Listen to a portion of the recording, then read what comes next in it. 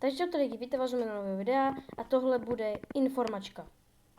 Chtěl bych vás požádat o to, abyste mi napsali do komentářů, jaké mám hrát jiné hry než Minecraft. Bych hrát prostě něco na Androidu, na mobilu nebo na tabletu, prostě něco fakt než jenom Minecraft.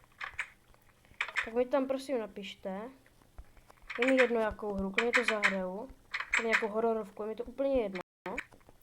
A teďka bych vám chtěl spíš ukázat. Předtím, jak jsem vám ukazoval, no měl jsem malý domeček, a tohle. Juhu. Prostě tohle celý. Já srandu, já jsem přijdu. No, zase žiju. No. Chtěl bych vám ukázat, co všechno v těch, teďka jsem si uspořil krabice a co v nich všechno mám. Takže tady mám zbraně. Prostě zbraně mám. Luky, věci. Další krabice a tady mám žrádlo, jídlo. A tady mám kraviny, jakože kytky a různé takové ty věci, co nepotřebujete moc. A pak je další.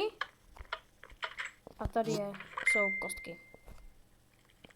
Tady jsou jenom kostky. Což je jako dost dobrý. A toto je celý ten můj dům. No můj.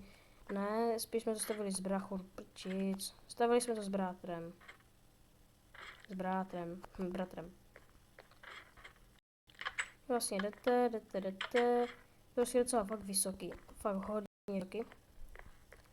Na to, že je prostě takový domek, kde jsou prostě není to věž. A tady máte, jsme čeká zombík.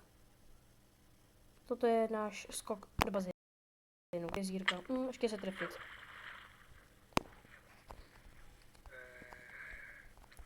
Tohle by bylo asi všechno. Tak se s vámi loučím a čau.